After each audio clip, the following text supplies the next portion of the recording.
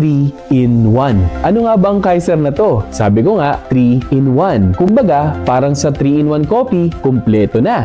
It's a 3-in-1 solution to all your financial needs. If you die too soon, you need life insurance. If you get sick, you need healthcare. And if you live too long, you need investment and long-term healthcare. Ang Kaiser Ultimate Health Builder is a 7-year saving program. 7 taon mo lang ito iipunin at sa 7 taon na yon, walang nasasayang kasi magkasakit ka man o hindi, lumalago ang iyong investment. Kaya nga siya long-term healthcare plan. Hanggang sa pagtanda mo ay magagamit mo ito. Hindi ito katulad ng mga traditional HMO na bayad ka ng bayad dahil short-term, hindi mo naman nagagamit, wala ka naiipon. Meron ka pang coverage ng life insurance. Kung may mangyari man sa'yo habang ikaw ay nagbabayad, meron makukuha ang iyong beneficiaries. Walang sayang sa iyong sinimulan. This Kaiser Healthcare is also transferable. Sakaling may mangyari sa original plan holder, pwede itong matransfer sa kanyang beneficiaries. Kasama rin dito ang benepisyo ng isang may healthcare.